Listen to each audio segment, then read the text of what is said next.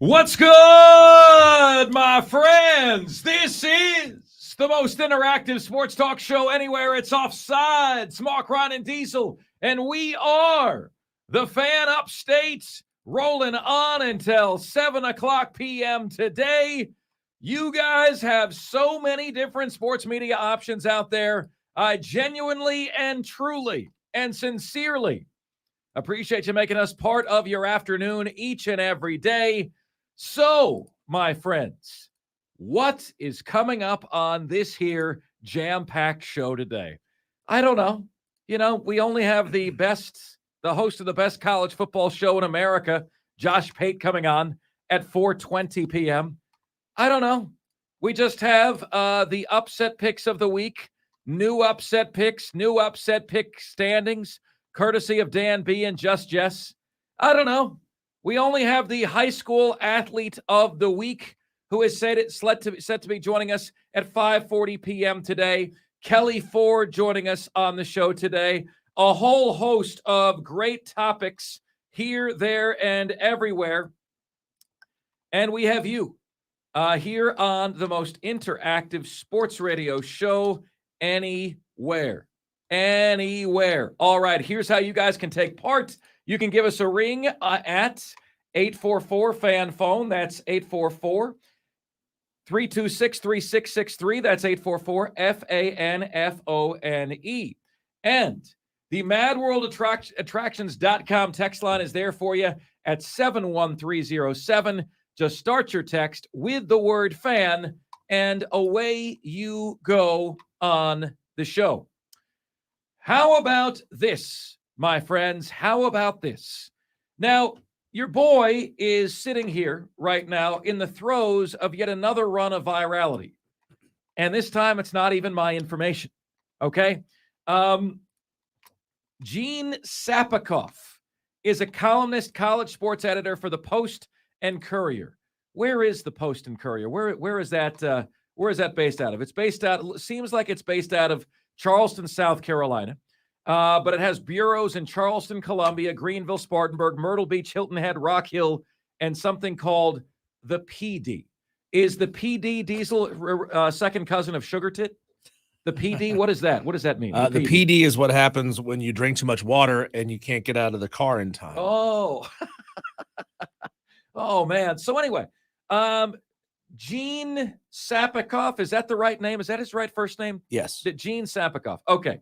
He had an article out, okay? And the article says, Clemson's ACC departure may be sooner as Gamecocks fret, okay? And it's like, well, I'm obviously going to read that. But then when you open the article, Diesel, and you read the article, you realize that the gold that he has in his article, he buried his own lead. I find Gene Sapikoff very, very interesting. So I said, well, this isn't my information. What's the best thing I can do for him? What is the best thing I can do for him? The best thing I can do for him is quote tweet his article because he has buried the lead. Diesel, now we are sitting here a few hours later. His post has 85 retweets and 118 likes. Mine has 95 retweets and 311 likes just a couple hours later. And all I've done is take what's in his article and put it out there and quote tweet him, which is what you do, right? It's called professional courtesy. But he didn't highlight what was in his article. That's not what you care about. Here is what you care about. Here's what was in the article. A senior Clemson administrator speaking apparently to Gene Sapikoff when asked, what are Clemson's realignment plans? The senior Clemson administrator, and there's only a few of those, like I could give you names, and it's certainly one of those guys, okay, said, quote, stay very tuned. Stay very tuned. The person then followed up with, sooner than later. Oh.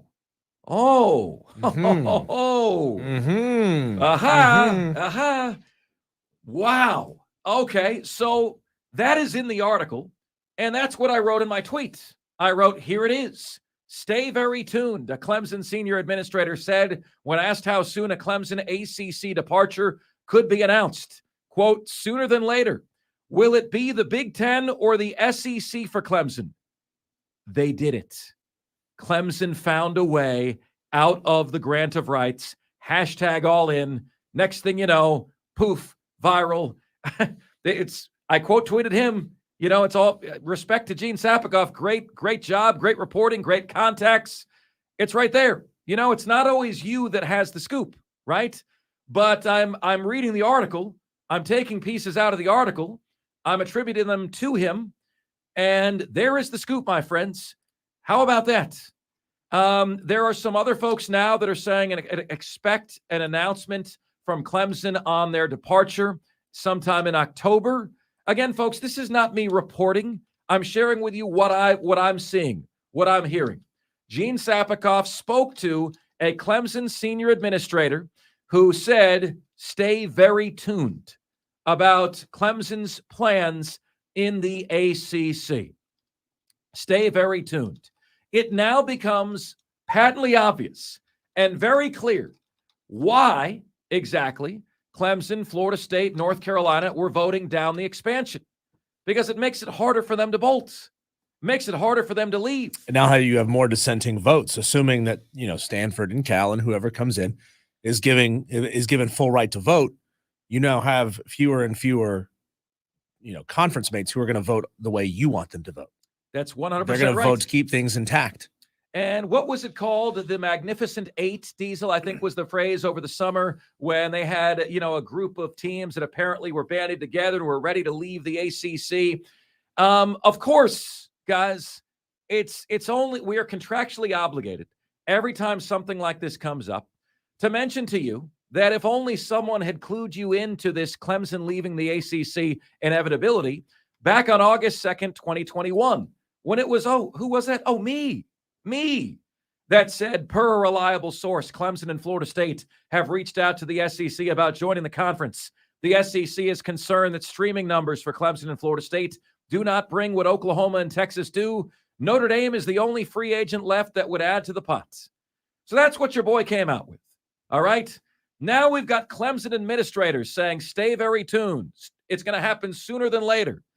And I'm still waiting for my apology from one Paul Feinbaum for when we shared this information that was apparently out a little bit before people were comfortable in hearing it. Okay. Paul Feinbaum on his own show. And here's a little subplot for you, Diesel. The guy's podcast he was on, David Hale, is the guy I was sitting next to in the press box, Clemson, Florida State. Now, I knew on Saturday that he was kind of part of me getting negative attention about that tweet. I knew it, but I didn't mention that to him. I'm just like, okay, I have no idea if he sees my shirt, the fan upstate mark. I have no idea if he's connecting the dots.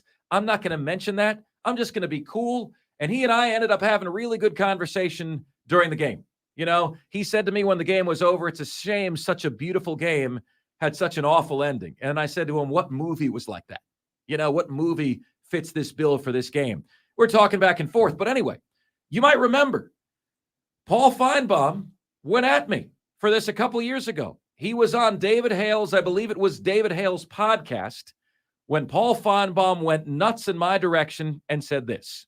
The single most ridiculous was Clemson and Florida State. And I had David Hale on from ESPN yesterday, and he picked up on it. He said it came from I think a Greenville, South Carolina radio host reported that. Now, I don't know who this guy is in Greenville. Good for him that he reported it. But the fact that the president of Florida State had to respond to a stupid rumor that had not 1% chance of ever happening. We just got through talking about 2036 being the grant of rights for the ACC. Let me break it to Florida State. The SEC doesn't want you. You don't bring anything to the table. Right. Your football program has gone through about 3 coaches in the last couple of years. You're not very attractive. You're not going to bring anything to the league because the SEC already has Florida. Clemson is Clemson, but I don't see that happening. So for somebody to believe it and for the president to respond was the most laughable thing of the week. The president did respond. We talked about it. Paul Feinbaum has since come out with articles saying Clemson and Florida State make the most sense for the SEC. Which one is it, Paul? The bottom line is this. This is in the article. Gene Sapikoff, the Post and Courier. Okay. Also in the article, he mentions there is a belief that a strength in numbers approach that would feature multiple current ACC teams wanting out enhances their chances of breaking the grant of rights. The teams that have been mentioned now, including a newbie, UNC, Clemson, Florida State, Miami, even Georgia Tech. The only thing I can think of, Diesel, is this stupid market thing, even though, Georgia Tech gives you less than 1% of Atlanta. That sounds like 1%, less than 1% of Atlanta, right? Yeah, that sounds like, the Big Ten trying to get into the Atlanta market. Yeah. I mean, that's the only thing. It wouldn't make any sense for the SEC to go after Georgia Tech unless you're just trying to court some easy wins. This is exactly why conferences need that too. Yeah, guys, this is exactly why the ACC expanded. It was survival. Somebody caught wind of something. Somebody heard rumors that Clemson and Florida State were cheating. Okay. Just like I heard, when I say cheating, I mean like in a relationship sense, right? Like they're cheating on their boyfriend or girlfriend. Just like I got word a couple years ago that Clemson and Florida State were cheating. Okay. They weren't ready to hear that, even though the word is proven to be 100% gospel. Okay. And now Gene Sapikoff is on it today. My only regret is I've got those guys. I've got their cell phone numbers. Why didn't I text them that? Why didn't I say, hey, can I get the very latest on what you're hearing regarding expansion? They might have told me, Diesel, stay tuned sooner than later. That's because we're not reporters. That's right. We're editorialists. So we're editorialists. That's who we are. That's what we do. But stay very tuned. The Clemson senior administrator said, when asked how soon a Clemson ACC departure could be announced. Guys, I hate to remind you of this, but the upset pick contest is not open until 4 o'clock. Okay? We will not count upset picks that come in before 4 p.m. today. So I want to make that abundantly clear to all of you. Upset picks open at 4. Huge thanks to Dan B and Just Jess. New standings are in. Thanks to them. We will reveal those at 4 o'clock p.m. this afternoon. So, my friends, here is the million-dollar question. Is it going to be the Big Ten? Is it going to be the SEC? When is Clemson's departure going to be announced? Is this something that we'll have to wait till next offseason? First quarter of 2024 to hear? Is this something we're going to hear in the next week or two? And is Clemson and whoever else might be going with them, would they be going in with a partial share? Which this keeps happening in bigger conferences. It started with smaller conferences because they just didn't have the money. They didn't have the clout to go to ESPN and say, give us more. But the Big Ten and the SEC do.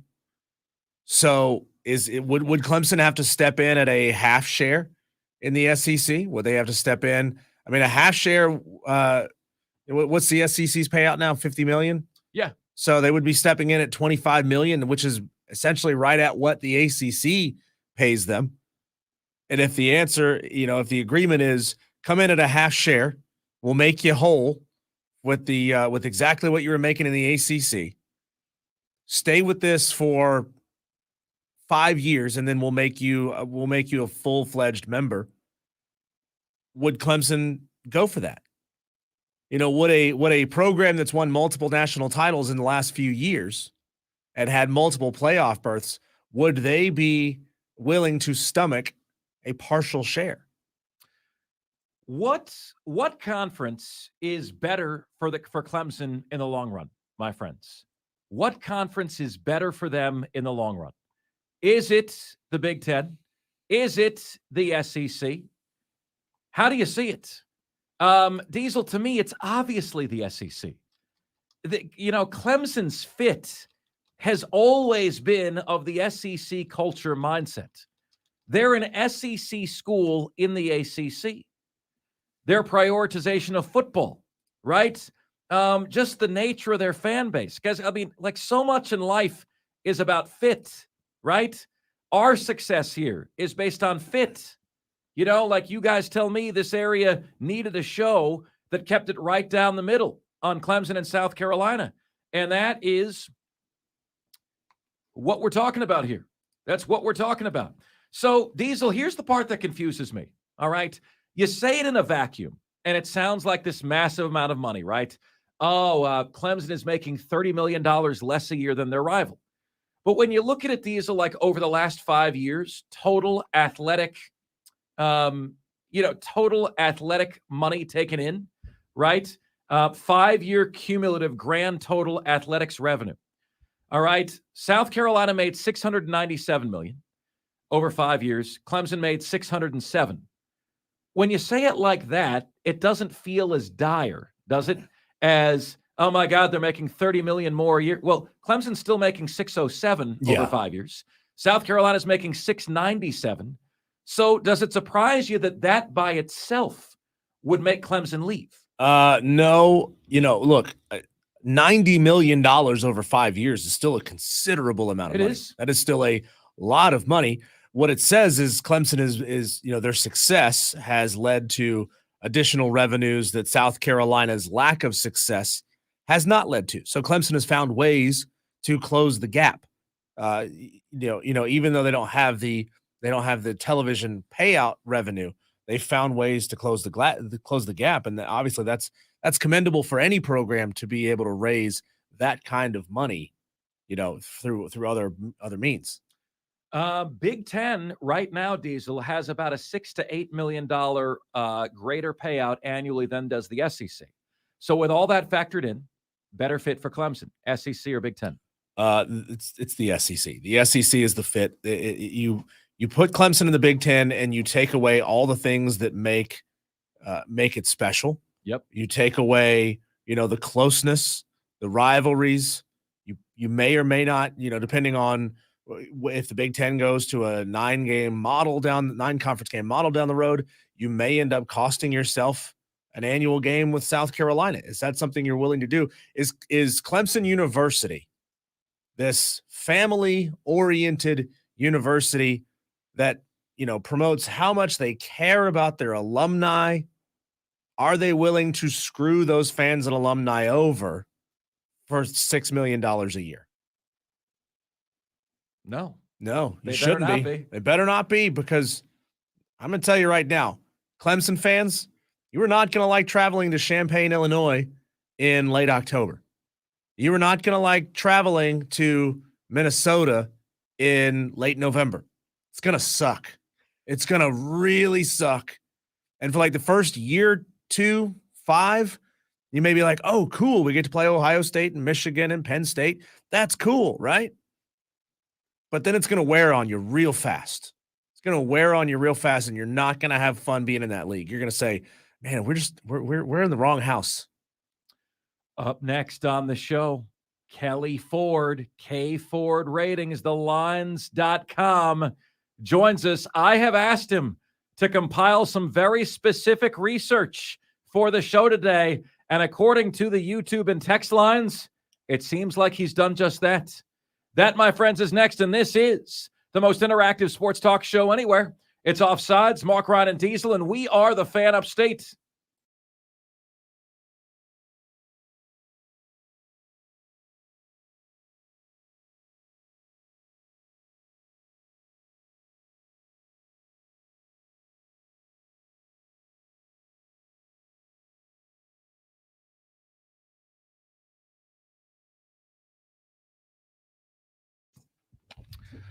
It's Offsides, Mark, Ryan, and Diesel. We are the Fan Upstate. It's a shame we have nothing to talk about here on a Hump Day episode of the show.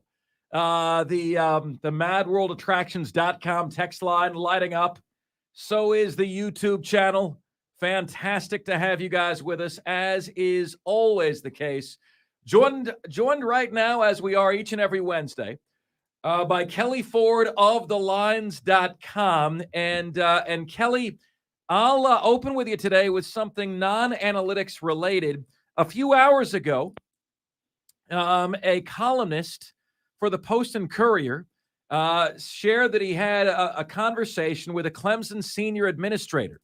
And I have quote tweeted this want to make sure I give him all due credit. It's his work, his article.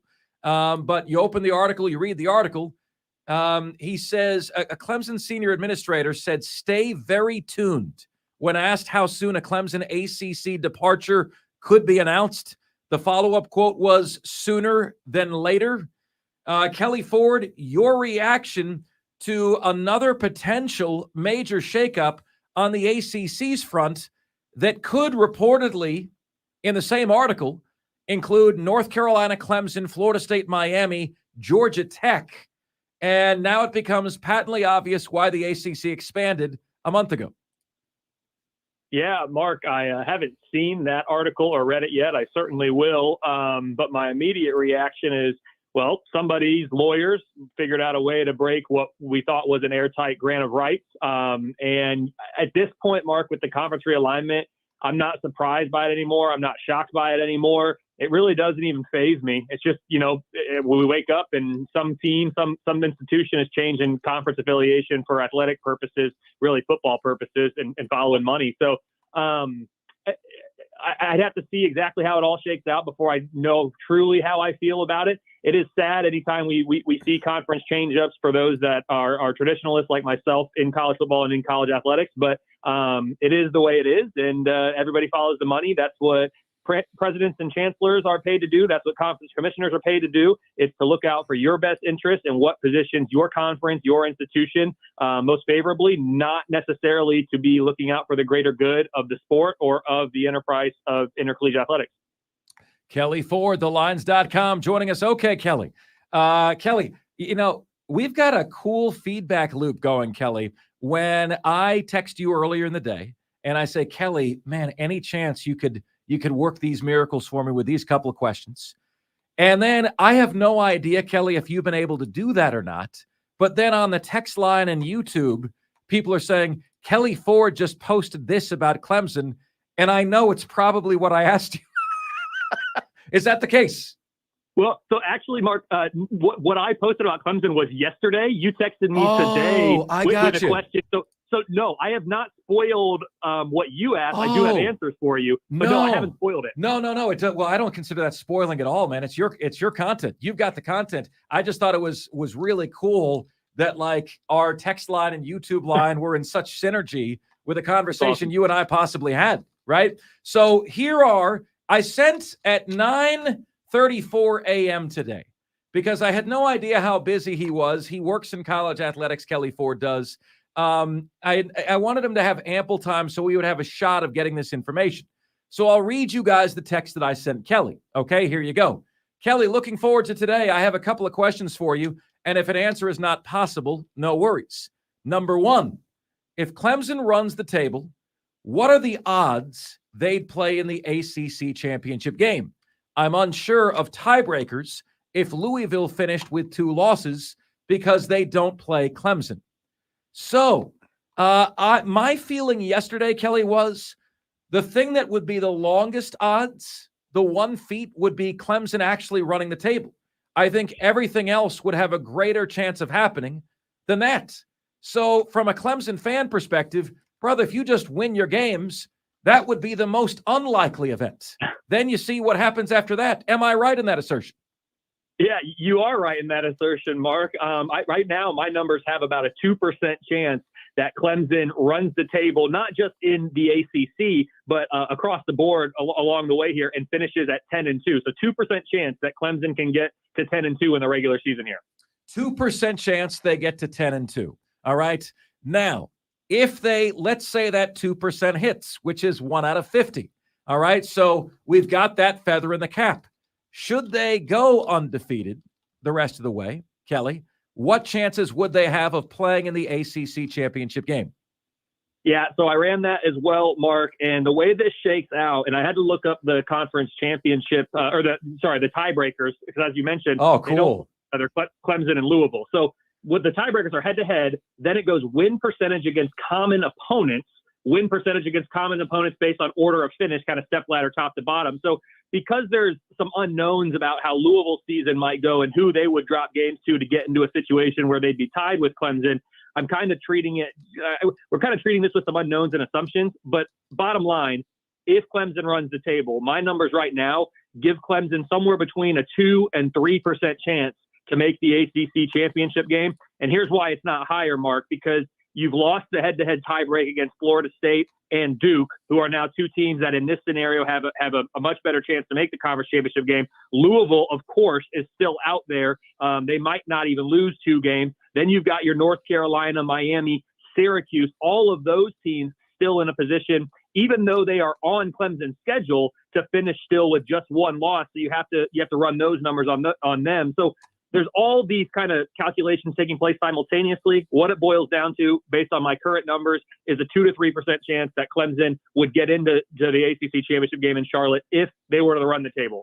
Kelly, do you have numbers available to you right now that would say, okay, as of where they are right now, for example, Duke 4-0, what will their projected record be after 12 games? Based on where they are now at 4-0. Do you have that? Yeah, absolutely. So, Mark, okay. I'll so let's do this then, Kelly. Because what I posted was from ESPN FPI. That was the one that was readily available to me on Monday, a couple days ago. I hope you don't feel like I'm cheating on you, sir. But I rolled with that one, and I want to see. And you were going to say you have me one better, but I'd love to see Clemson has 2 losses, right? So, admittedly, the teams that they've lost to. You only need to pass Florida State or Duke, right? You don't need to pass both of them, but you need to finish, they need to finish with 3 conference losses, and you already have 2. You can't lose again. So what is Duke's final record going to be? And then, Kelly, the thing that is one better. Yeah, for sure. So Duke's final record, based on my numbers right now, my projections, overall, I'm projecting 8.8 and 3.2. So basically 9 and 3 is what's looking like the most likely record for Duke. Here's what I'm going to say was one better is I also have projected conference win totals. And so I'm projecting Duke to have a 5.4 and 2.6 record in conference. So, anywhere from 5 and 3 to 6 and 2, maybe. Right. But it needs to be the 5 and 3 for Clemson. Right. It would. And it's leaning that way. It's 5.4. It's not 5.5 or 5.6. So, okay. So that means that Clemson has a chance to surpass Duke if Clemson runs the table. How about UNC?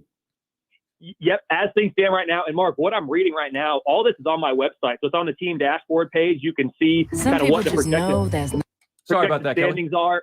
Oh, what's that? Sorry about that, Kelly. Yeah. Oh, all good. All this is on my website. I have the projected conference standings, ACC, SEC, all the conferences, Power 5, G5, and then also on the team-specific pages, that's where you can see their overall projected record and the chances to reach each win threshold. So if you're asking about North Carolina, again, this is not assuming a loss to Clemson just yet. Right now, currently, North Carolina, 5.5 projected conference wins. Miami's at 5.6. Louisville's at 6.0. Florida State's at 7.1. Clemson is down at 4.1 right now. Okay. So UNC, you have at 2.5 conference losses?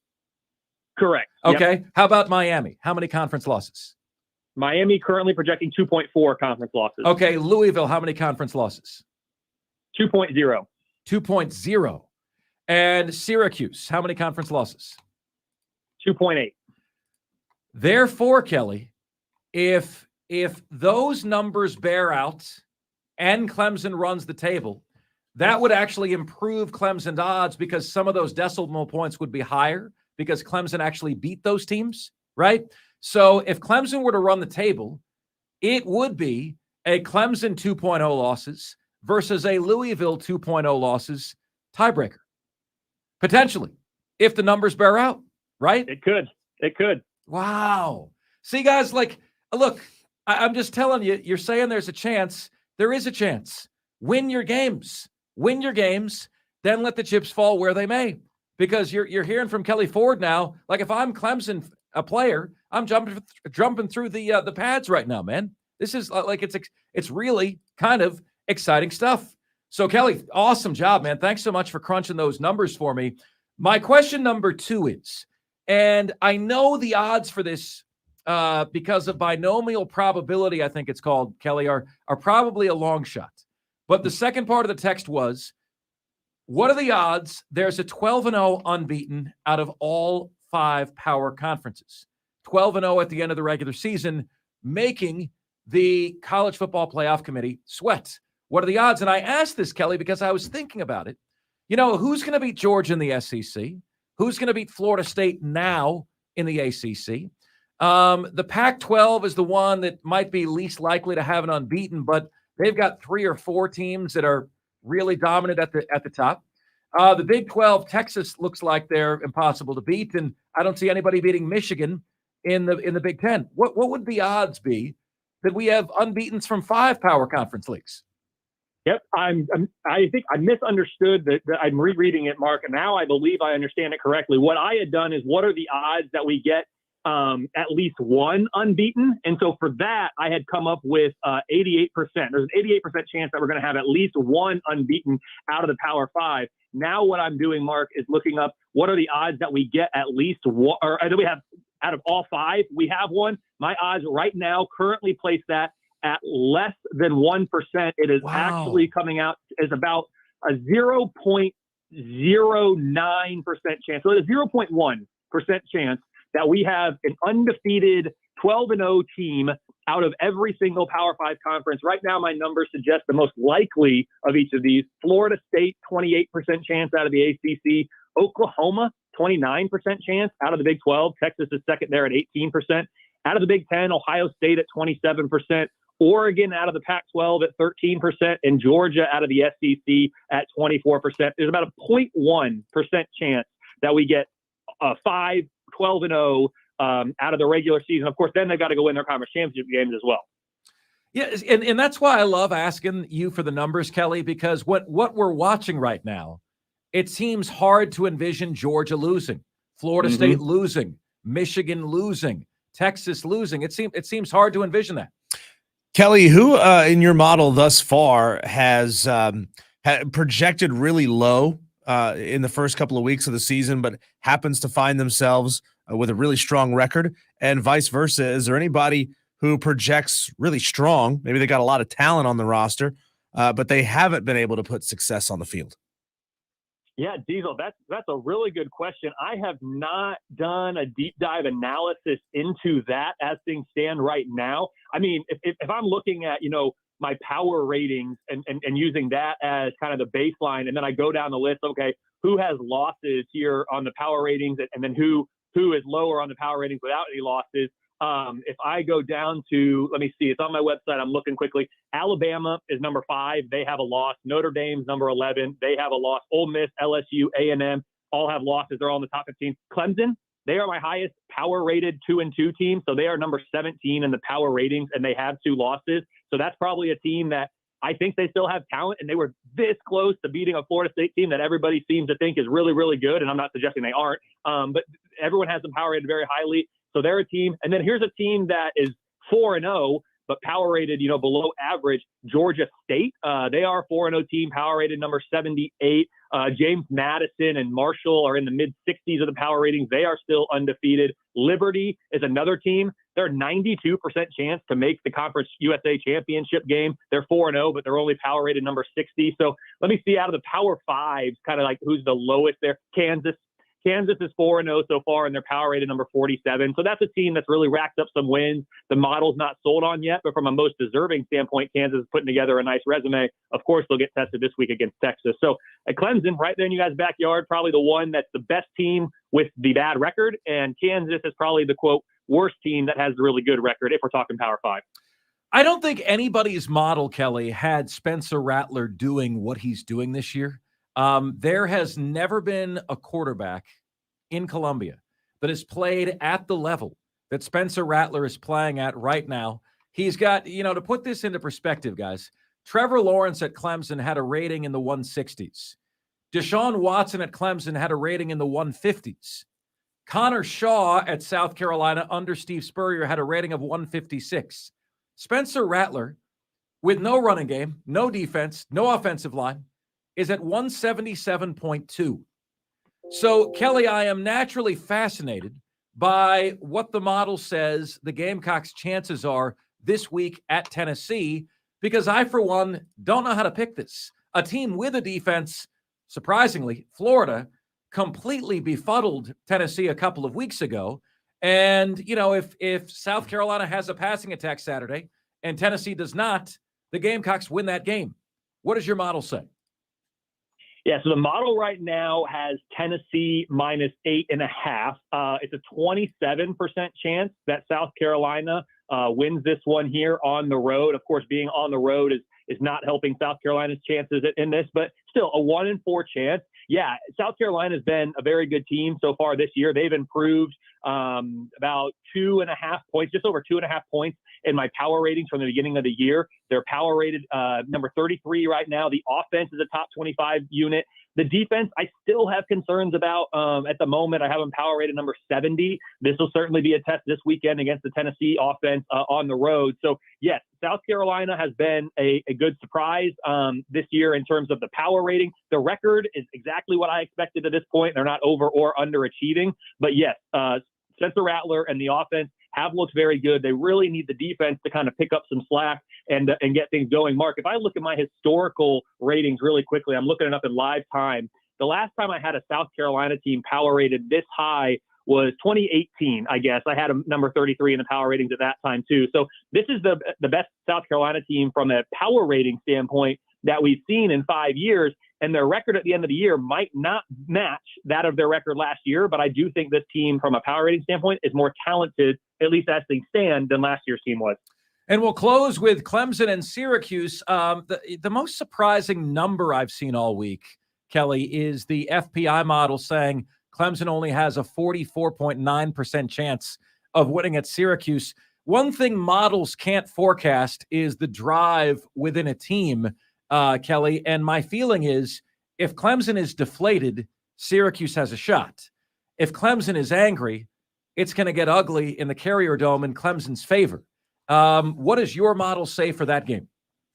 Yeah, my model has this actually as a straight pick 'em, Mark. I've got a 52% chance that Clemson gets the win here on the road at Syracuse. I agree with you. If Clemson's motivated and plays, their A-level football, they will win this game. I have Clemson power rated number 17. My model is also a little drunk on Syracuse. I've got Syracuse power rated number 25. So I think this is a really good Syracuse team, much better than we thought coming into the year. But if both teams play their best game, I don't care if it's on the road or not. Clemson is the better team, and they will win. You're right. Models can't necessarily capture the schedule intricacies or how a team is playing after a big letdown loss or a big exciting win. So it will all be all about how Clemson responds. And, Mark, if they want any chance of making it to Charlotte, it starts this weekend. They cannot lose another game. Even if they run the table, it's a long shot. But there's zero chance if they don't get it here this weekend. Love having you on, bud. Great stuff as always. Kelly Ford of thelines.com. Kelly, thank you.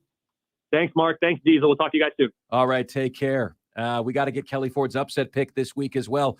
Did you hear this beef over the weekend in college football? If not, you're going to have to hear it to believe it. That's next here on Offsides. We are the Fan Upstate.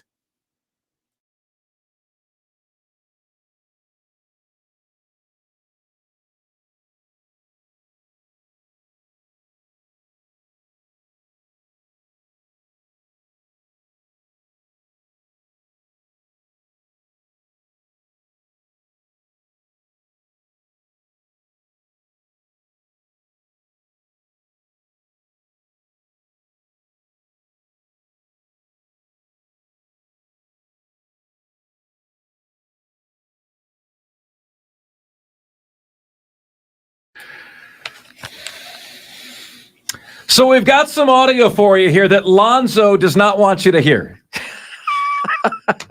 All right. Notre Dame, Ohio State. Maybe he does. Ohio State won the game. I'm still I can't figure out what was more unlikely. Florida State beating Clemson with the way Clemson controlled that contest, or Ohio State converting a 4th and 19 to beat Notre Dame at the gun, at the wire. How about that? In any case, Lou Holtz on College Game Day last week, all right, had some facts about Ryan Day and the Ohio State Buckeyes. Now, I want you to hear this, and I want you to tell me if this accusation by Lou Holtz, suffering succotash, is valid. Here's Lou. He has lost to Alabama, Georgia, Clemson, Michigan twice, and everybody that beats him does so because they're more physical than Ohio State. And I think Notre Dame will take that same approach. Any objections, Your Honor? I see no lies detected. No lies detected here. When Ohio State loses, what happens to them? They get bullied. Why do we pick Michigan over them every year now? Because they're bullied every single year. Okay? And Notre Dame bullied Ohio State for much of that game.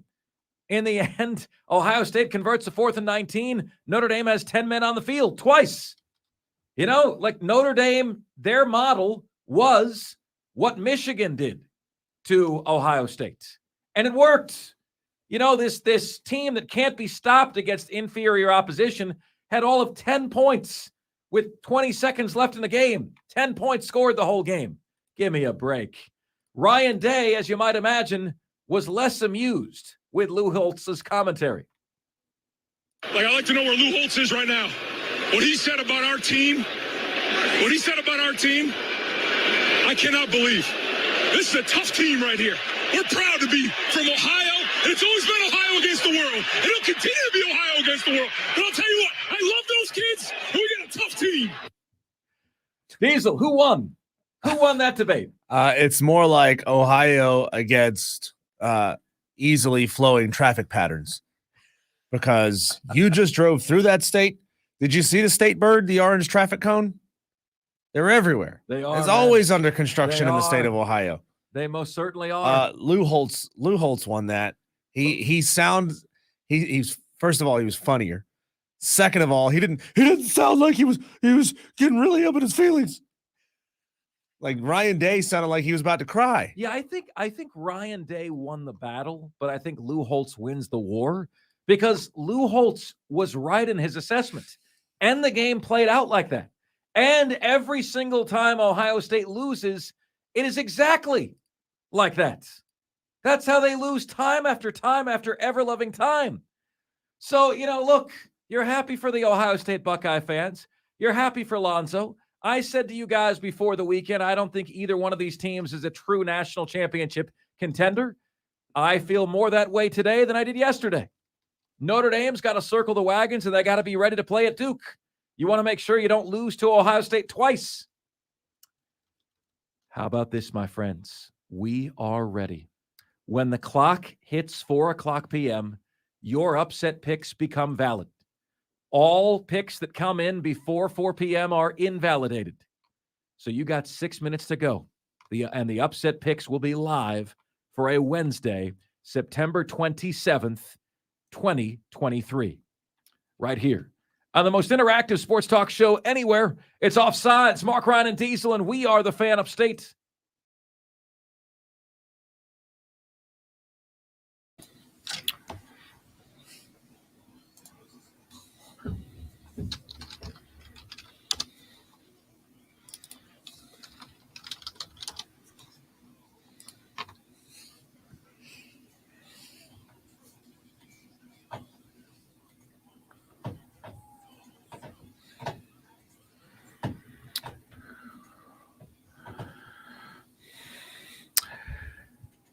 What's good, my friends? This is the most interactive sports talk show anywhere. It's Offsides. Mark, Ryan, and Diesel, and we are the Fan Upstate, rolling on until 7:00 p.m. today. We've got the host of the best college football show in America. That's not the name of the show. It's just my opinion.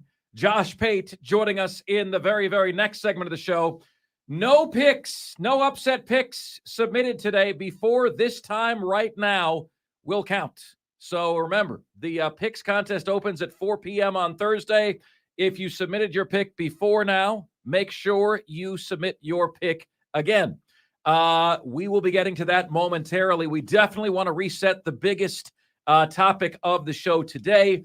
Gene Sapikoff, Post and Courier, spoke to a senior Clemson administrator and asked him how soon a Clemson ACC departure could be announced. And the Clemson senior administrator said, quote, "Stay very tuned." Followed that up with sooner than later. Our takeaway is, folks, Clemson done did it. They figured out a way out of the grant of rights. If Gene Sapikoff's source, the Clemson senior administrator, was speaking the truth, the only way he could be speaking the truth is if there is a way outside of the grant of rights. Will it be the Big Ten for Clemson? Will it be the SEC for Clemson? I just can't believe they found a way, because every single attorney that we spoke to said, man, that thing is as ironclad gets. There is no way out of that. Never say never, my friends. Never say never. There was considered a less of a chance of Clemson getting out of that than Clemson coming back to win the ACC this year. And it looks like Clemson right now has achieved that. Various different media entities are reporting an announcement could come from Clemson sometime in October. Again, this is not me saying that. These are different media outlets have been saying this on Twitter. Maybe it does, maybe it doesn't. But the reality is, administrators within Clemson believe that their departure from the ACC could be announced sooner than later. The article also mentions that there is a belief that a strength in numbers approach would feature current ACC teams that want out of the league. And if they have those numbers, it would enhance their chances of breaking the grant of rights. UNC, Clemson, Florida State, Miami, even Georgia Tech have been mentioned. Now you know why the ACC was so keen on expanding. Now you know why North Carolina, Clemson, and Florida State all opposed the expansion, because it makes it harder for them to leave if they don't have the numbers to do so, right? Oh my, is this ever juicy on a Wednesday edition of the show. Credit Gene Sapikoff for the reporting. And if only somebody, your humble host here, had warned you back in August of 2021 that Clemson and Florida State wanting out of the SEC was something that was very much real and very much what was going on. Out of the ACC. Oh, I'm sorry. Yeah, out of the ACC. Yeah. Yes, they want out of the ACC sooner than later. If you are a Clemson fan, do you want the Big Ten? Do you want the SEC? Or are you just happy to be the hell out of the All Cupcakes Conference? What is your stance? What is your feeling on all of the above? 844-FAN-PHONE. That's 844-FAN-FONE. That's 844-326-3663. And the MadWorldAttractions.com text line is there for you at 71307 to start your text with the word fan, and away you go on the show. What do you say, my friends? We get to you right now with the current and most up-to-date standings that you will find anywhere. Standings done courtesy of Dan B. and Just Jess, 2 P1 Offsiders. Let's get right to them. There are now 44 different people out of hundreds that have scratched on the upset pick contest. Here are the standings. Dwayne M. has 2 points. Notre Dame Nate has 2 points. I have 2.5 points. It's got to be better. I would almost rather have none. At least Diesel doesn't have to hear his name on the bottom of the list. You know, Mater has 3. He's in 41st. Isaac and John R. have 4 points. Reese Davis has 4 points from College Game Day. UNC Chris, Tiger Fan Clint, and Gold Rush all have 5. So does Desmond Howard, former Heisman Trophy winner. Then we've got a tie for 29th place. Josh Pate, Rodney Mintz, Shannon Burke, Spur Daddy, John Corley, all with 5.5 points.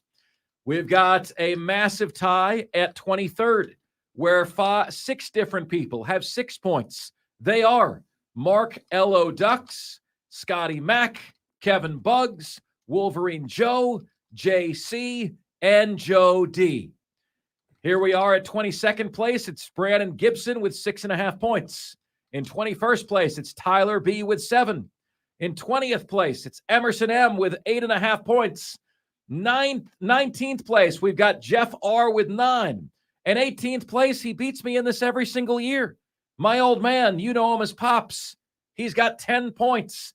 In 17th place, the aforementioned Just Jess with 10.5. Sherb has 12 points in 16th place. None other than Pat McAfee has 12.5 points to be in 14th place. He's tied with dead sexy Roger Carper. In 13th place, we have Justin L. with 13 points. Tied for 11th, last year's medalist, E. Thoughty and Delvin with 14 points. And now inside the top 10, we've got a 4-way tie for 7th place, all with 17.5 points.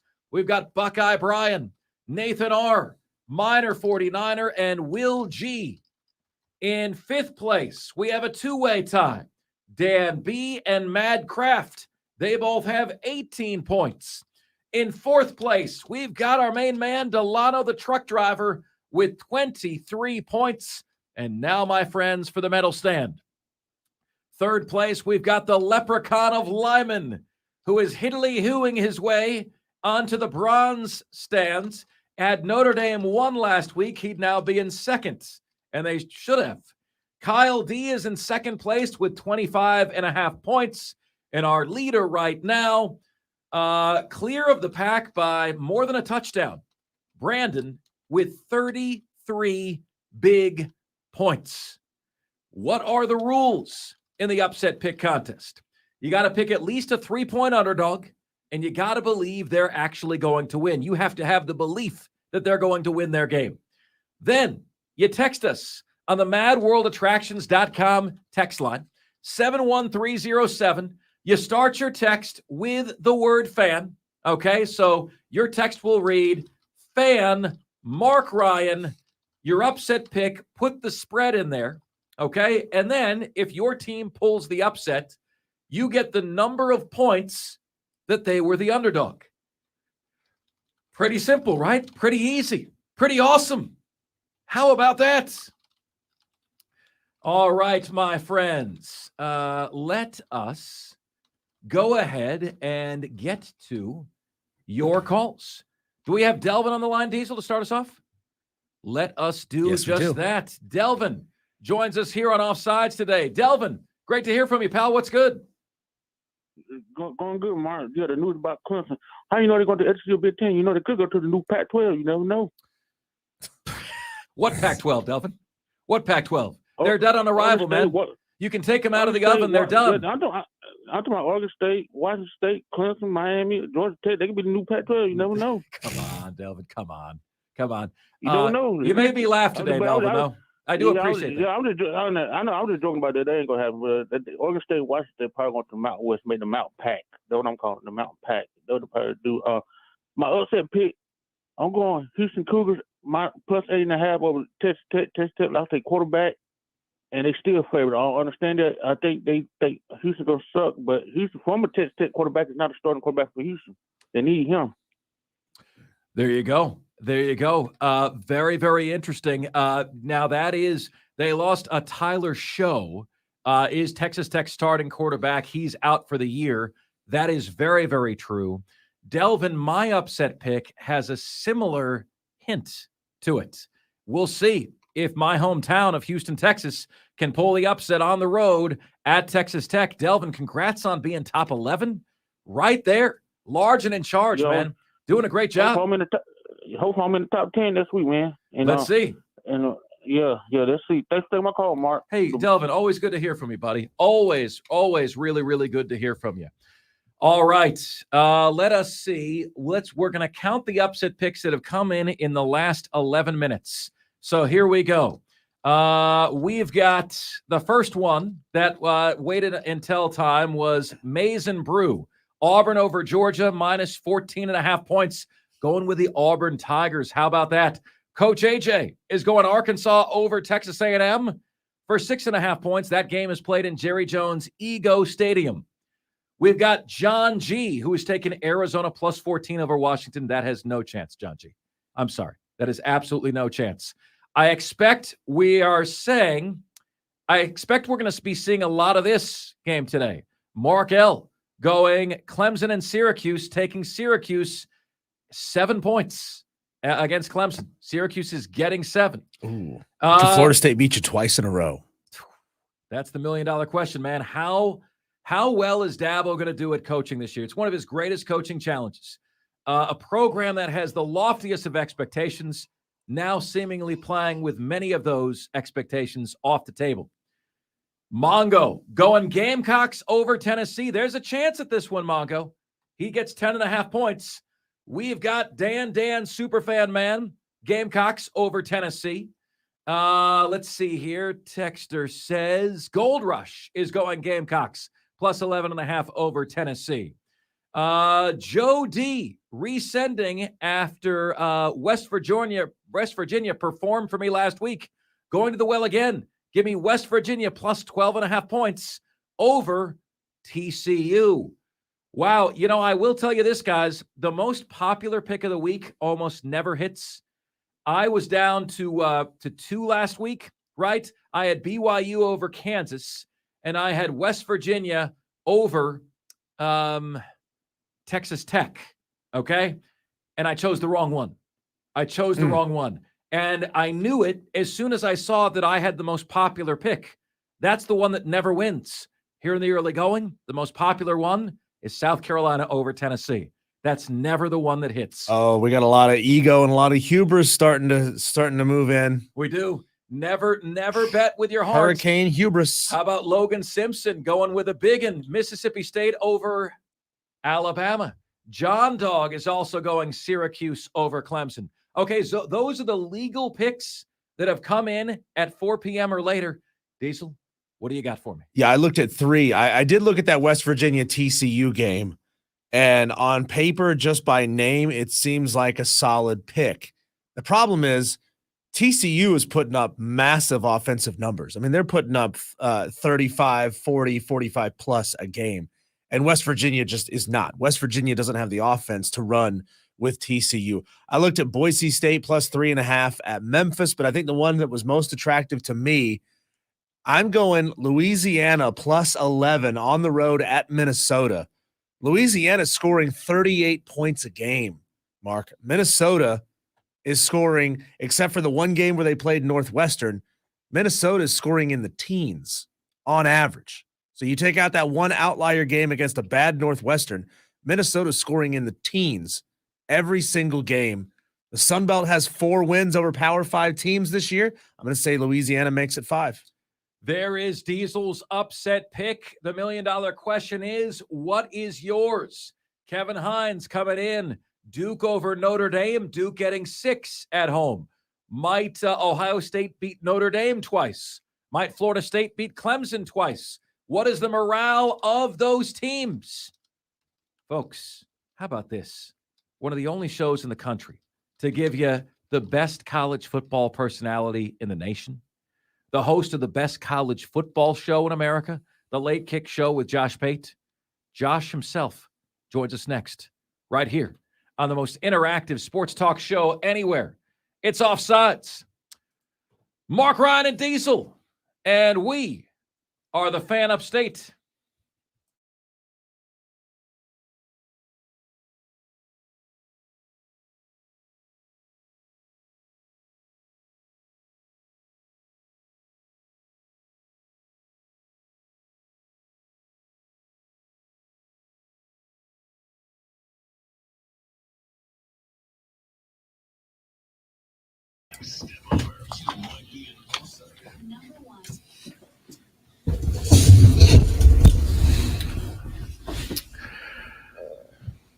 I'll tell you what, folks. Those of us who are college football historians, traditionalists, we can sound a little bit like grumpy old man, get off my lawn guy with all these changes. I swear I'm not like this with other changes, but I do not like you messing with something that I never thought was broken in college football. Then I see the numbers coming in for college football right now, and they're massive. So what gives? Was I wrong about NIL? Was I wrong about the transfer portal? Was I wrong about conference realignment? You know, networks are posting bigger college football numbers than they've ever seen before. And I've got to think that a big reason why is that all four corners of the United States of America are represented with elite football teams for the first time maybe in the last 20 years. Ratings through the roof, right? So maybe, just maybe, is all of this having a positive impact? Is it the prime effect? Is it the improved quarterback play? Is the answer just yes to all of the above? Folks, for my educated opinion, the single best college football show in America. And you know, like hosting a college football show ourselves, right? You have to swallow some pride to say that, but it's true. It is a religion in our household. We've got them up on the big screen on YouTube. It's the Late Kick Show with Josh Pate, 24/7 Sports.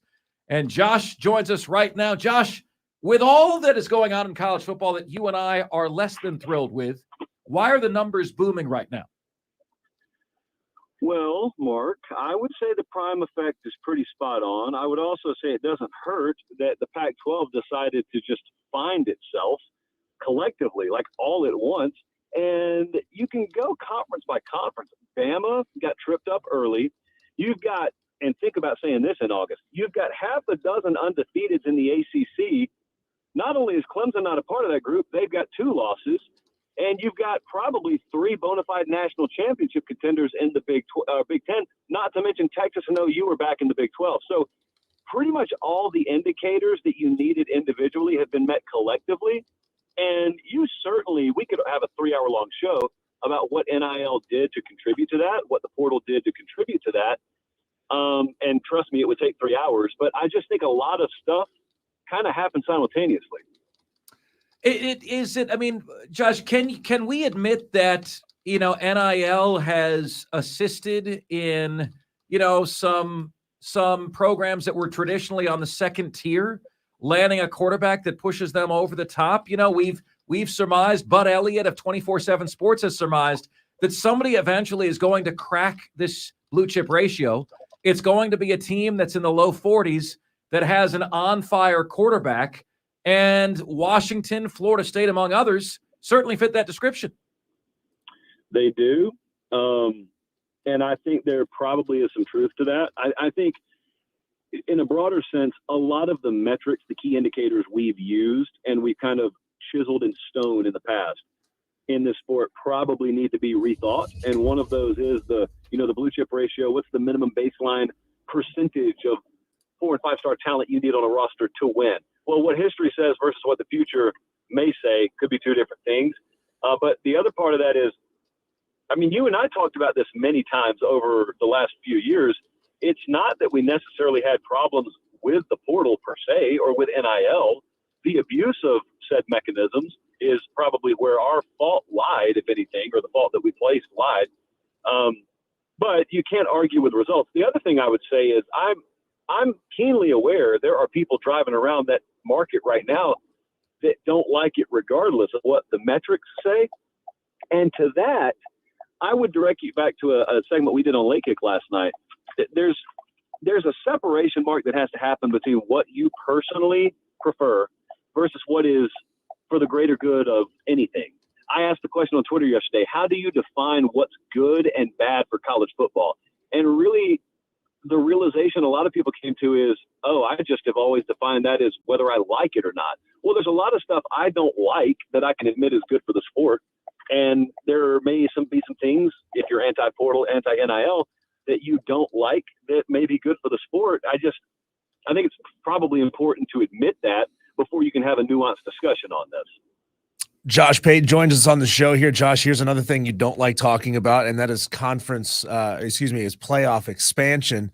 Now, recently, American Athletic Commissioner Mike Aresco has been championing a 6+6 playoff model for a few years, morphing to a 5+7 model down the line. Number one, Who made Mike Oresco, a man whose conference has crumbled under his feet like the booby-trapped Florida and Raiders of the Lost Ark, representative for the group of five? And number two, it's not usually about what deal is most fair. It's what can you actually get done. What, in your opinion, are the Power Five conferences going to be willing to give the non-Power Five to make a playoff happen? And what is the line in the sand demand that the non-Power Five absolutely have to defend? I think you're dead on the money asking about Mike Oresco. I don't know, man. He's just got the biggest megaphone in front of his mouth. And by that, I mean he just talks to the most reporters, I guess, because he's always seemingly the one who speaks for everyone in the room. I'll tell you where my head's at on this.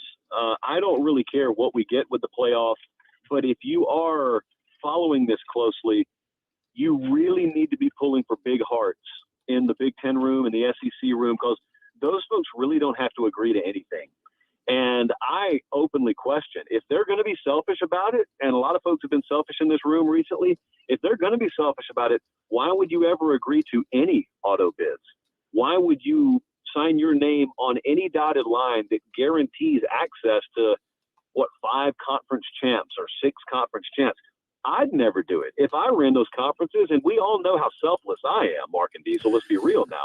But if I were selfish, I really wouldn't do it. So if you do get one of those proposals that's a 5+7 or a 6-6, you ought to count your blessings. If you're not hardcore SEC or Big Ten, you ought to count your blessings that someone was even willing to sign off on that, because to be honest, I'm not sure we even get a structure like that at the present moment. What team style of play, Josh, most embodies the Josh Pate way? I wish you would have texted me this earlier today. Oh man. I would say from a social standpoint, Iowa, because there's approximately nothing fun about my social life. It's just we're always hard-nosed, grinded out defense. We may hang 70 or 80 yards on you. Mark, do you realize Penn State ran 21 more plays than Iowa had yards against them the other day? I saw you and Dennis Dodd. Dennis is great, was on with me on CBS a couple of weeks ago. I saw you and Dennis Dodd going back and forth about that. How does that even happen? I didn't see any of that game. This is the year of our Lord 2023. I mean, the forward pass has been around as long as some of our fathers and grandfathers have been alive at this point. And I got Iowa out there doing things that you have to try to be that bad at. And then you've also got the nepotism angle built in there. And look, only in college football do you get a clause put in a contract that requires a minimum baseline average amount of points per game. And Iowa, in classic fashion, just tried to run it up on Western Michigan the week before to essentially to cook the books. They're trying to cook their offensive books right now because they know what's coming in conference play. It's bad, Mark. And here's the worst part. It's not even the end of September yet. There's already no undefeated team in the Big Ten West. Iowa may still win that thing. That's how god-awful the Big Ten West is. Josh, can I get your takeaways from Clemson, Florida State? You might imagine that my job title is no longer show host. It is crisis hotline counselor. And that's been where we've been this week. You try to give people the shining light. You try to tell them how well they played. They don't want to hear it, especially when you have the expectations as a program as Clemson does. Josh, I give you the dub because I remember us debating this last week. You had Florida State. However, Josh, it may be one of those things where I won the battle, but you won the war, because I felt like the game looked pretty much exactly like I thought it would. Clemson really controlled the lines. I'd love your takeaways on what you saw. Clemson does things differently. Okay, they're different. They know they are, Mark, and that's why they don't necessarily welcome the opinion of an outsider, even when they're a sympathetic voice. I know this because I've tried to deal with two of my, I'll call them Clemson friends. They've been more like Clemson acquaintances over the last 2 weeks. And there's been no go there. No answer whatsoever. I'm pretty sure they're still alive, but that's as much as I can confirm. The texts have gone through. That's what I can confirm. I watched the game. I was up at Notre Dame. I was watching the game on a very nice bus that I'll have to tell you about off air. And I thought to myself, the entire afternoon, I thought to myself, good for Clemson. Good for Cade Klubnik. Like, good for this team for answering the bell. And then they lose. And then I thought to myself, that is the impact of the Duke game. Like that's the price you pay for losing a game you have no business losing early in the season, because it removes all the margin for error. What that FSU game should have been is an instant classic.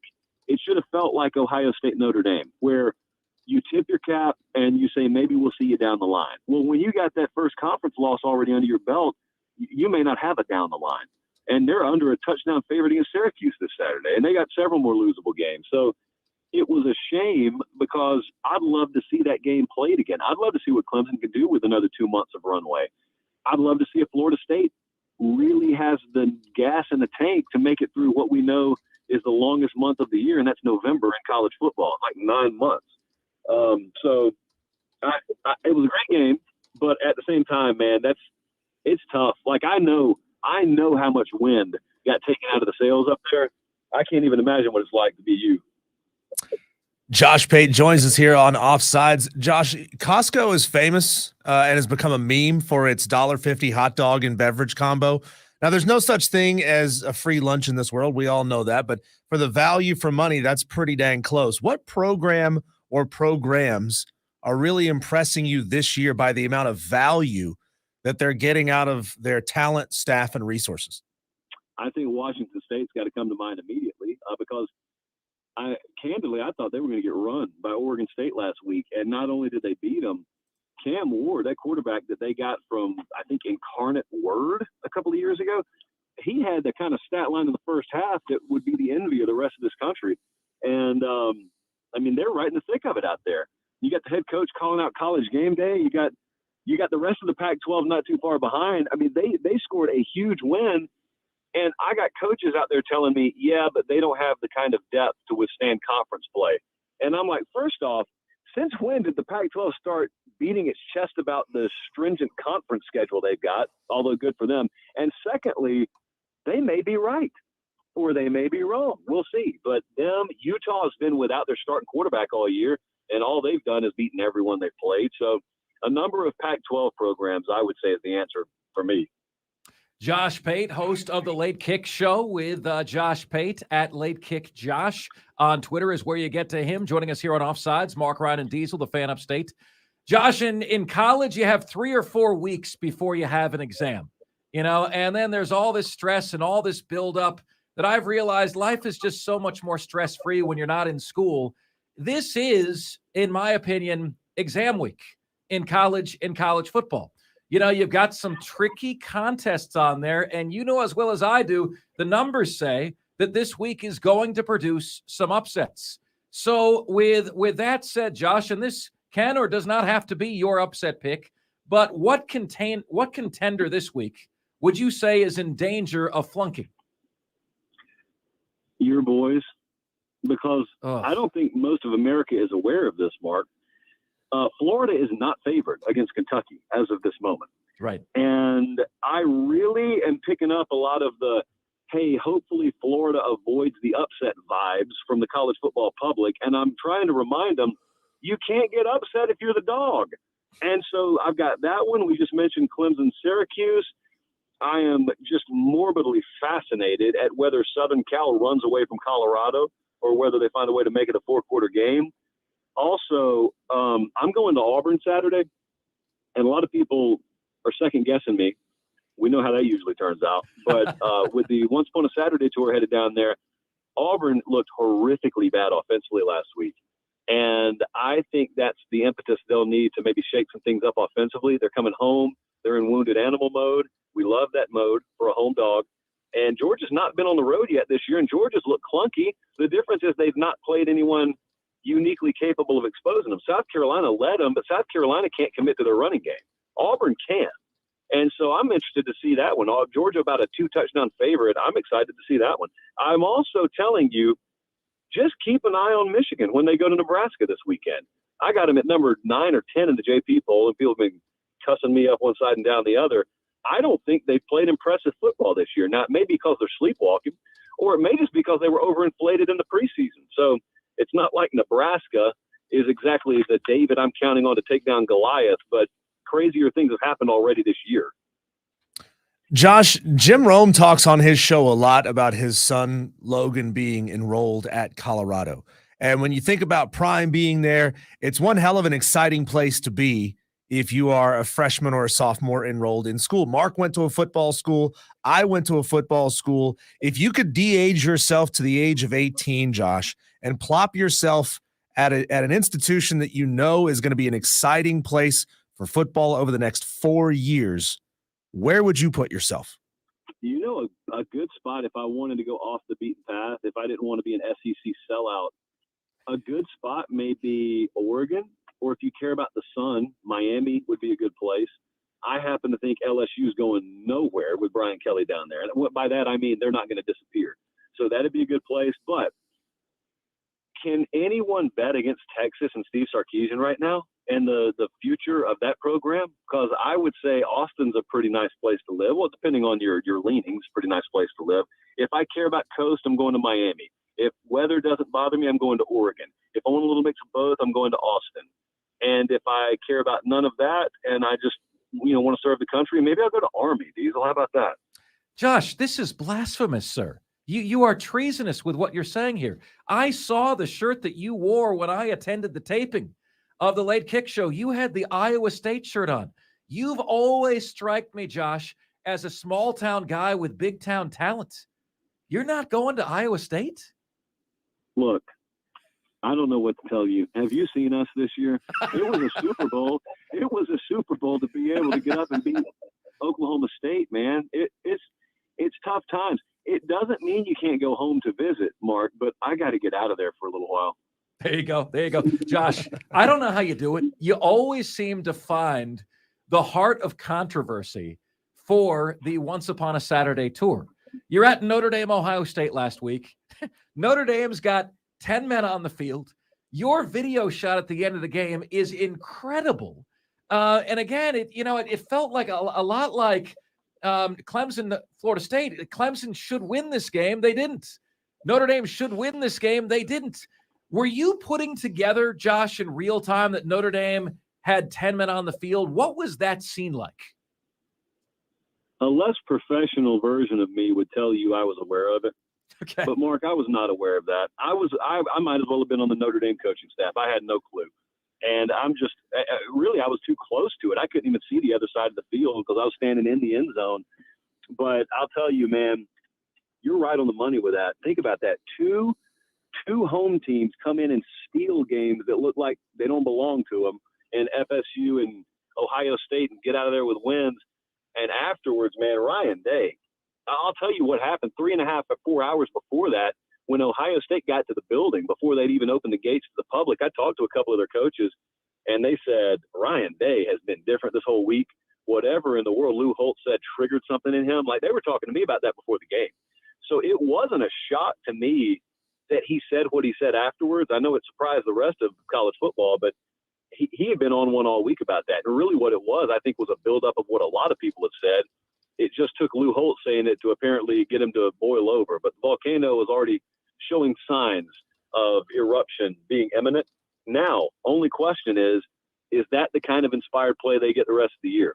Can they win games defensively like that down the road if they need to? Because that is a big sign for a Ryan Day team to be able to win a game they score 17 points in. They never would have been in that game over the past few years. Josh, I have a former co-host, Booger McFarland, that swears that he was able to sneak up and he broke off a piece of Touchdown Jesus's toe when LSU played at Notre Dame way back in the day. He swears he still has it. I've never seen it. I recently drove through Indiana, actually the same trip that I saw you, Josh, and we didn't get to swing by, but, like everyone else, I've watched Rudy. Okay. And the whole area feels like such a special place to me. I've heard not good things about South Bend, but I've heard the campus is beautiful. And I just would love your takeaway on the whole experience. Like, did you like the town? Did you like the campus? What did you think? So we got the most picture perfect weather conditions you could ever get. Not a cloud within 600 miles, probably 70 to 72 degrees, really low humidity. You could not have dialed it up any better. And when you get that setting up there on campus on a game day in the fall, or in the early fall. I've never been on a movie set. Maybe I never will. That's as close to a movie set or a screensaver as a person could walk into. Wow. It is unbelievably gorgeous. It's so pristine. And the other thing that stands out, if you're like us and you grew up in stadiums in the South, is there is not a lick of advertising in the entire stadium. They forego the advertising dollar to maintain the sanctity of presentation, and I immensely appreciate that. It's like, I don't know how to describe this, Mark. It's a place that's embraced enough modernity, but they've blended it with keeping a lot of things the same as they looked 100 years ago. It's awesome. I could not recommend it enough. It's unbelievable. Unencumbered by modern day dirt. Unencumbered by it. I love that. Absolutely love that. Josh, let's hear what you got, my friend, for your upset pick this week. It is time. Okay. Have you made your choice yet? That's my first question. I have. And can I have what it is? I've already decided mine, so this won't sway me. Okay, Josh, I was going to reveal mine next, but because we're here with you, I will do so right now. I'm going to go Arkansas over A&M. No Wigman, out for the year. Jerry Jones' Ego Stadium is the side of the game. The game is always crazy. It's always kooky. It's always unpredictable. And I like the way that Arkansas fought back last week. That's my pick. Okay, that's fair. And I like it and I respect it. I'm just basically killing time to try and get you to give me a little praise for almost picking Arkansas over LSU. I want credit for almost, and I never get it on this show. That was right there, man. It was right there on the cusp. I don't know how you called it. That made no sense to me. Lose to BYU, almost beat LSU. Makes sense of that. I don't get it. All right, well, give me Middle Tennessee State plus 6.5 over Western Kentucky. All that build up to talk about a random weeknight game. Makes sense. Makes sense. Josh, what's coming up on Late Kick tomorrow?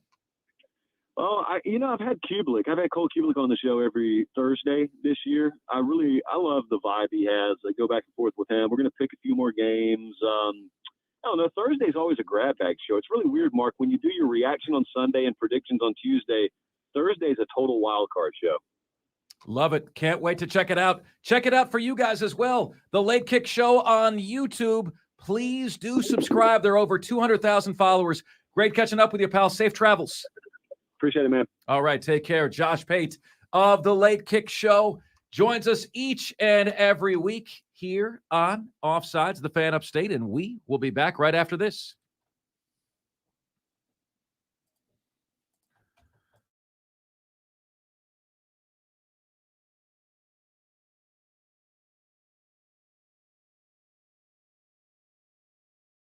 Texter, you got that from me, right? Because that's why it's going viral. Confirmed that Clemson got out of the Bill of Rights. No, not confirmed that Clemson got out of the Bill of Rights. The Grant of Rights, it's called. But if they have an exit strategy and we're told that that exit is going to be announced soon, it means they've achieved that somehow, some way. Maybe massive booster donors, right? Massive booster donations to allow them to pay the buyout. Let's see here. Let's see here. Okay. Clemson better not join the Big Ten. That'd be so dumb. Let's see here. We have a upset pick that came in way too early. Let's see here. Mark, you need to get that clip over to Cold Hard Takes ASAP. Freezing Cold Takes. Yeah. Can't have 24 teams in the SEC and Big Ten. The whole conference implosion is another consequence of the courts rendering the NCAA impotent.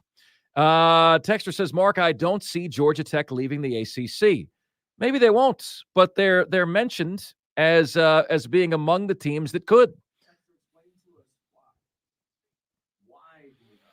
If the door was open to you in the SEC, wouldn't you be a fool for staying in the ACC? Clemson doesn't have to take less money. Texter says that's why they would go. Mark, view the results my dead sexy Tigers are having. I'm not sure I want them playing Vandy. Texter says, Mark, academic-wise, Clemson fits better in the Big Ten. There's a lot of dummies in the SEC.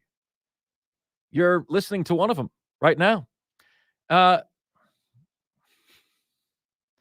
I will happily accept, a texter says, Clemson, North Carolina, Miami, and Florida State as a Gamecock fan. Good stadiums to travel to.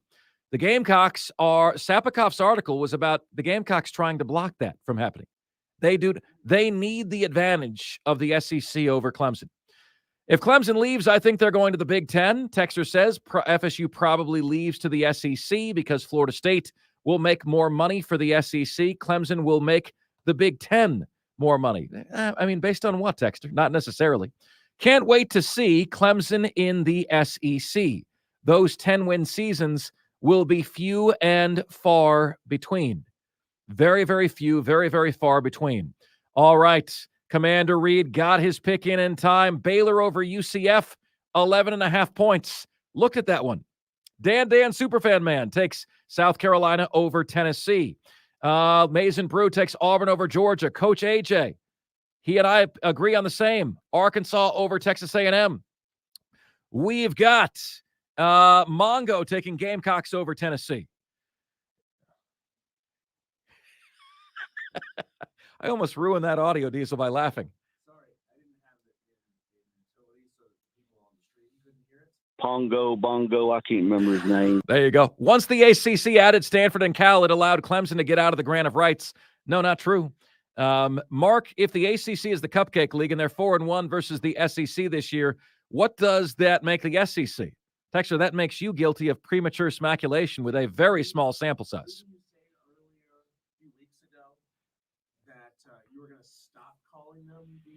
Oh, that's right. That's right, Diesel. It's a penalty. He wasn't playing the ball! I'm just happy to hear the flag sound effect again, Diesel. We haven't heard that. We haven't heard that sound effect in a while. I'm glad to have it back, even if it is against me. Let's see here. If Clemson does have a choice between the SEC and Big Ten, I hope they choose the Big Ten, a texter says. Sherb is going Gamecocks over Tennessee. Logan Simpson, Mississippi State over Alabama. Kevin Hines, Duke over Notre Dame. Spur Daddy, Gamecocks over Tennessee. Kevin Buggs is taking Arkansas over A&M. Madcraft is taking Utah and 3 points against Oregon State. Dan B is taking Syracuse plus 6.5 over, quote-unquote, his words, Clem sucks. And the Leprechaun of Lyman, wow, the most popular pick, Diesel, never hits. Never hits. Leprechaun of Lyman is going Gamecocks plus 12.5 over Tennessee. You're the only 10 I see. Unbelievable. Here we go, ladies and gentlemen. We got the top 5 at 5 coming your way next, right here on the most interactive sports talk show anywhere. It's Offsides. Mark, Ryan, and Diesel, and we are the Fan Upstate.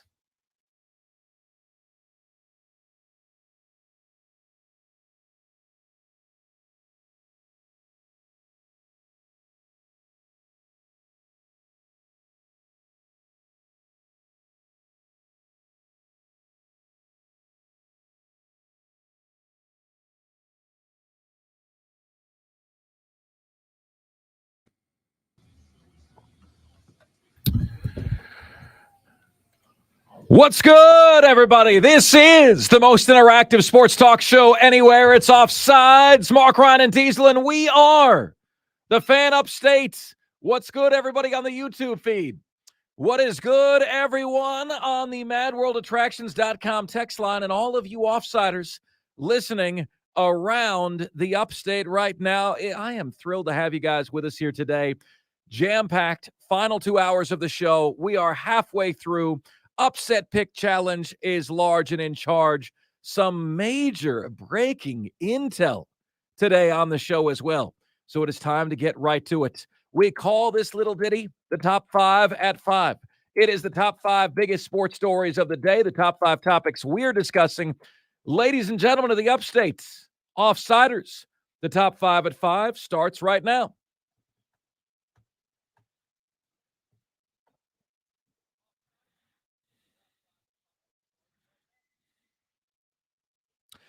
Hit it.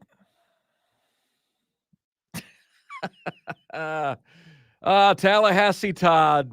Not only do you get the drop, we remember your names over here. Isn't that amazing? So, guys, earlier today, I saw an article. Now, I'm going to bring you guys into the nitty-gritty here, okay? I saw an article from Gene Sapikoff of the Post and Courier, and it had an interesting headline. The headline said, Clemson's ACC departure may be sooner as Gamecocks fret. And so the headline is kind of written like it's interesting, but it's not major news. So because it was interesting, I opened it. I read it. And then inside the article, I said, man, all due respect to Sapikoff, he's good, he's talented at what he does, but the headline buried the lead in here. Like, this is what was said in the article. A senior Clemson administrator, when asked how soon a Clemson ACC departure could be announced, said, stay very tuned. How soon is Clemson going to leave the ACC? A senior Clemson administrator, stay very tuned. The words from that administrator to Gene Sapikoff. The same senior administrator that said sooner than later. I'm sorry, come again? Sooner than later? You mean this is actually happening and it's actually happening now or in the very near future? Folks, Clemson did it. They found a way out of the grant of rights. That is the only explanation for what's going on here. And so then you say to yourself, well, what would get Clemson to leave the ACC? What would get them to leave is the SEC or the Big Ten. So is it going to be, in your professional opinion, the Big Ten or the SEC for Clemson? Which one is it going to be? Which one would you prefer as a Clemson fan? To me, it's always been the SEC. That has always been the cultural fit. You know, North Carolina culturally is kind of on the borderline. You know, North Carolina vote. You know, the Big Ten. Look, I'm going to do something I hate right now, okay? Everyone makes everything political these days. But the Big Ten traditionally votes democratically, right? Like that part of the country, the Midwest. They have a couple states where it's like 50-50 real close. Ohio's one of them. But Big Ten country typically is Democrat country. North Carolina is 50% blue and 50% red. So North Carolina culturally, to me, and given their academic prowess, right, could be Big Ten, could be SEC. They can't make a wrong decision, okay? But the Southern culture, right, the Southern charm that is Clemson has always been SEC. Take nothing away from the academics at Clemson. They're solid, right? But to me, the cultural fit of the SEC is just too much to pass up. Are they going there? Has Clemson gotten assurances that, man, if you can take care of the grant of rights, we've got a spot for you here? In addition to that quote in the same Gene Sapikoff article, he mentioned that there's a belief among those who want out in the ACC that a strength in numbers approach could help them, could enhance their chances of breaking the grant of rights. He mentioned UNC, Clemson, Florida State, Miami, even Georgia Tech. This is why the ACC expanded, folks, because of survival. They know they're about to lose a bunch of teams, right? They are adding teams to prevent the death of their conference. And they're adding teams because it makes it harder, numbers-wise, for Clemson, Florida State, North Carolina to bolt. Why do you think those schools voted against it? Some unbelievable news today. Gene Sapikoff, tip of the hat to you, my friend, for the job you did, the conversation you had with a senior Clemson administrator. Clemson fans, again, Big Ten or the SEC, where do you want Clemson to go? Where do you think Clemson is going to go? Next up. I hate to say that I told you so, but I told you so. 4. At number 4, word is that none other than Bryce Young is going to be in line to play Monday against the Minnesota Vikings. 2 0-3 teams. Can both teams lose in this game? I saw the vast majority of the Carolina Panthers-Seattle Seahawks game on Sunday. And I agree and disagree with something Diesel said. Here's what I mean by that. I can watch Carolina play, and I can see that Andy Dalton is at a higher level right now than Bryce Young. But the only way to get to that higher level, ultimately, is to play Bryce Young. So I disagree when Diesel says, play Andy Dalton, he gives you a better chance to win. Win what, I would say. Win what? You know, go 7-10 again, be 8-9. If Bryce Young is the star that you drafted him to be, you got to get him reps.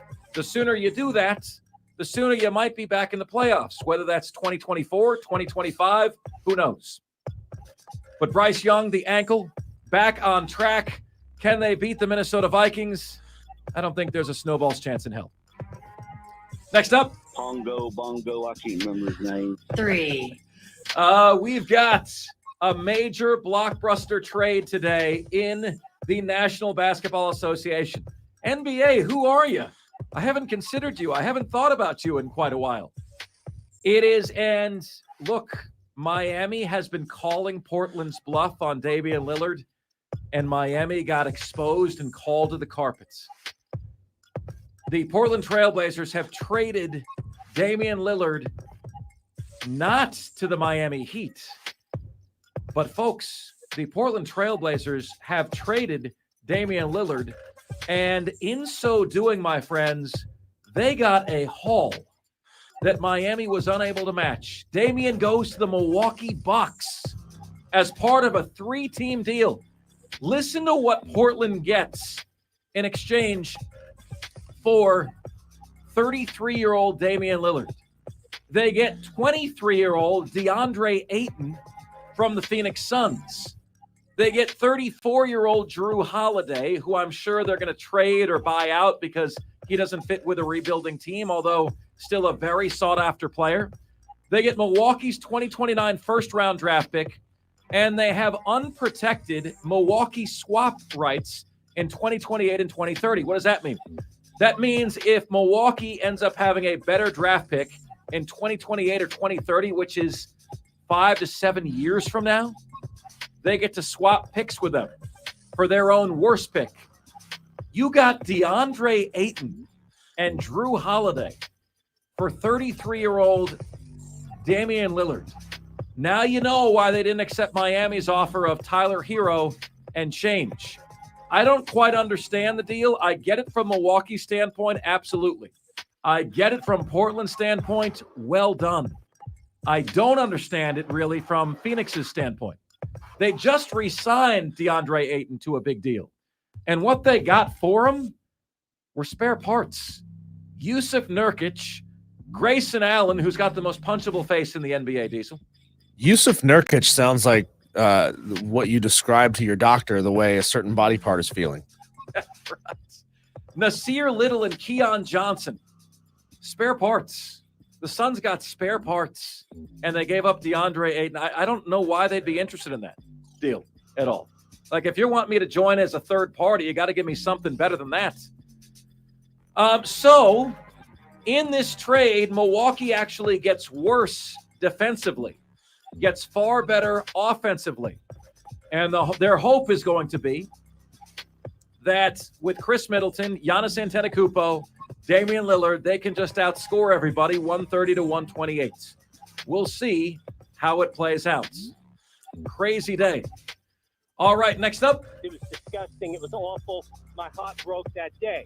2. We got some audio for you here on a scuffle between Lou Holtz and Ryan Day. All right, now this scuffle took place on College Game Day. College Game Day before the game was played. And Lou Holtz said something that I and many others believe about the Buckeyes. I don't know how you can hate somebody just for speaking the truth. Here's what Lou Holtz said. He has lost to Alabama, Georgia, Clemson, Michigan twice, and everybody that beats him does so because they're more physical than Ohio State. And I think Notre Dame will take that same approach. How does Lou Holtz keep that clothespin on his nose all the time? He always talks like he's completely congested from the nostrils up. Diesel, my mom was a speech therapist. She would tell me not to poke fun. I'm not. It's endearing. You know, it's endearing. I love Lou Holtz. He sounds most like, Who was the cartoon character, Diesel, who said suffering succotash? You know who that was? Sylvester the Cat. Sylvester the Cat. He sounds like Sylvester the Cat, and I love him for it. And he's right, because when Ohio State loses, how do they lose? They always get manned up.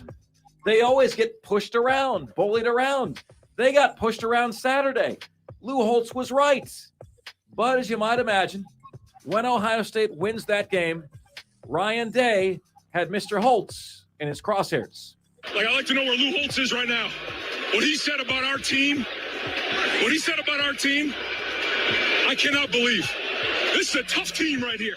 We're proud to be from Ohio, and it's always been Ohio against the world, and it'll continue to be Ohio against the world. But I'll tell you what, I love those kids, and we got a tough team.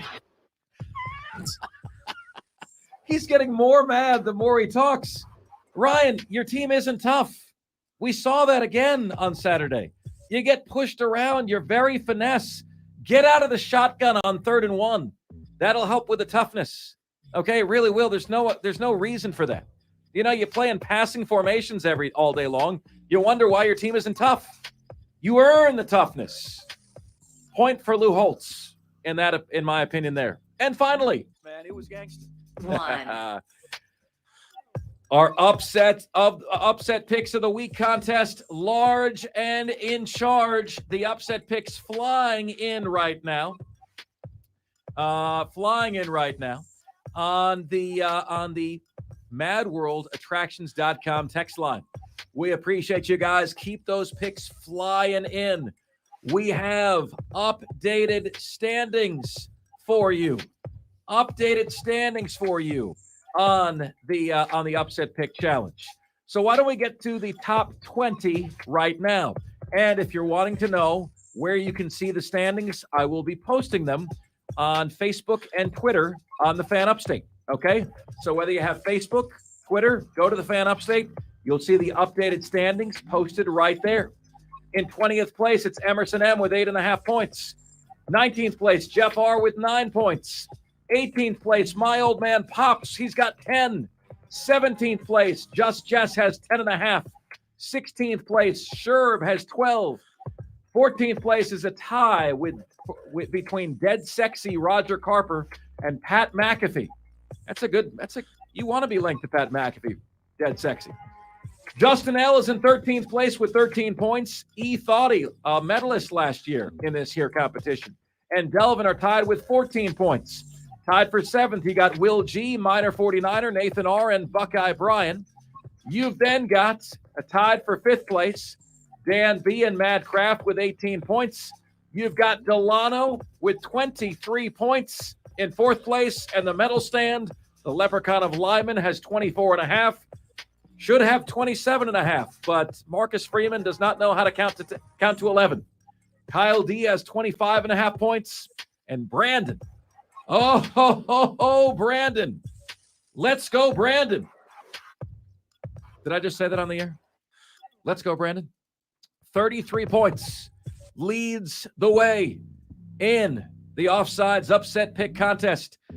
Diesel, tell us about your upset pick this week. Yeah, my upset pick is Louisiana over Minnesota. Louisiana plus 11. Here's the thing, man. Minnesota, outside of the game they just played against Northwestern, can't score with first digit 2 on the board. They've been scoring in the teens every game this year except for one outlier. And Louisiana has been scoring in the high 30s, low 40s, week in and week out. They are consistently scoring in the upper 30s, low 40s. Minnesota will have more depth. Minnesota will have bigger players. But I think Louisiana is going to be able to score a lot of points on them, and I'm not sure Minnesota can keep up. My pick, Diesel, is Arkansas over A&M. A&M loses their starting quarterback, Wigman, for the year. He was becoming a star. He's replaced by Brad Johnson's son, Max Johnson Jr., formerly at LSU, now at Texas A&M. They're going to play at Jerry Jones Ego Stadium, as they always do in Dallas. Arkansas is now playing for something. They're playing for the viability of a head coach they love, Sam Pittman. He's embattled. He's endangered, right? He's on the hot seat. So I'm going Arkansas, but Diesel, guess what game was my number 2? And I had to really think about this for a while, Diesel. My number 2 pick this week, Diesel, was Louisiana Monroe over Appalachian State. Why? It's at Louisiana Monroe. They're 2-1. And I wonder how much emotional gas Appalachian State has left in the tank. You know, I know you're not going to pick against your team, but what do you think, Diesel? Is there a chance? That it was a 14-point spread. And by the way, the analytics said there was a 20% chance that 14-point upset happens, which is a really good expected value pick there. Look, anything could happen. App State is wildly inconsistent right now. ULM has shown flashes here and there. Do you remember when ULM upset Alabama? Nick Saban coached Alabama. That's been 10 years ago or so. But ULM will step up and play really well for about a year. They're kind of like an Oregon State in that way. They'll step up and have a solid year and then slide back down the hill. And then they'll step up and then they'll slide back down the hill. Easily one of the coolest mascots in the Sun Belt, the Warhawks, and their uniforms have a like a P-52 fighter theme, which I love. There you go. There you go. Let's see it. Oh my gosh, Tiger fan Clint. I cannot believe you're doing this, Tiger fan Clint. He's going Gamecocks over. Wait, Tiger fan Clint, give me your fan card right now. Turn it in. I am sending the longest fishing line the world has ever seen to your wallet to collect it right now. Clemson fans, calm down. You can't do that. You're not allowed to pick South Carolina as your upset pick. Of course it makes you sick to do this. Shame on you, Tiger fan Clint. For shame. Caleb says, I looked at this one, Caleb. Indiana's a 14-point underdog at Maryland. Indiana stinks, but everyone always wants to think every year that Maryland is on like the come, like they're going to be on the level of like a Penn State, and they never are. You know, they're never even on the level of like a Wisconsin. And that line was too big for me. Maryland favored by 14.5 over Indiana that doesn't make sense. All right. Hey, is this the leader, Brandon? The leader, Brandon, is going Arkansas over A&M for the 6.5 points. How about that? James Owens says, give me Coach Prime and 21.5 over USC. How about that? Trey says Lou Holtz would be great in another Grumpy Old Men movie. Trey, is this Trey in Kentucky? No, I don't think it's Trey in Kentucky, right? Texter says, so Diesel can make fun of the way someone talks, but when I make fun of the way Brent Beard sounds, Diesel gets all offended. Ha ha. Not sure what that's all about. Don't get it. They said I'm offended when somebody makes fun of Brent. So Diesel can make fun of the way someone talks, but when I make fun of the way Brent Beard sounds, Diesel gets all offended. ? Ha ha. Cut it out, Mr. What About? That's loser talk here. People, we don't allow the whatabouts on this show. Texter says Mark and Diesel, Lou Holtz is 80. That means he's won the game of life. That means he can say and sound whatever he wants. Texter says, Mark, wouldn't it have made more sense to have kept the picks and DJ Moore and have kept Sam Darnold? Long-term, Texter, no. Short-term, maybe. Because many of us didn't think there was a franchise quarterback in this year's draft class. Texter says Damon Giannis definitely become the favorite in the East, and I really don't know anyone in the West who can beat them. Maybe the Nuggets. Definitely the Nuggets. The Nuggets are about to start a dynasty, my friends. We got to stop discussing Clemson academics like they're a public Ivy League school. They're a pretty good school. They're not so good that they don't fit into any athletic conference. If they join the SEC, they'll be top half, not number one. Yeah, Vandy's number one in the SEC. Florida's number two. Florida's academics are really, really good, which offers no explanation for how I got in there. All right, my friends, coming up next, it's a conundrum for college football that you may not have considered previously. That's next. This is the most interactive sports talk show anywhere. It's Offsides, Mark, Ron, and Diesel, and we are the Fan Upstate.